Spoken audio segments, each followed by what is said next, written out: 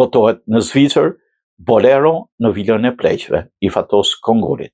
Një nga emrat më të rëndësishëm të letërsisë bashkëkohore shqiptare. Fatos Kongoli vjen për lexuesin zviceran me përktimin e romanit të tij Bolero im Haus der Zwei Alten, Bolero në Vilën e Pleqëve, përkthyer në gjuhën gjermane nga Basil Schrader, botuar nga Wieser Verlag. Ky roman i vlerësuar si një nga më të mirë të autorit, si rrëfimin e parashqevis, një ere lesbike që punon si infermiere gjeriatre në shtëpinë e një çifti ekscentrik në Tiranë përmes një gjuhë të saktë të ftohtë. Kongoli eksploron një periudhë të mbushur me dyshime eksistenciale, dëshira seksuale dhe dëmshuri për plakjen e pandashme të çiftit. Në rrëfimin e saj shpaloset gjithashtu tramat e vitit 1997, vit kur Shqipëria u zhyt në kaos, dhunë dhe luftë civile. Romani spikat për trajtimin e temave tabu në letërsinë shqiptare, si dashuria mes personave të njëjtit seks dhe përvoja intime femërore, duke bërë atë një vepër të veçantë e të guximshme. Kongoli, një mjeshtër i personazheve antiheroik, sjell për herë të parë në letërsinë shqipe një antiheroin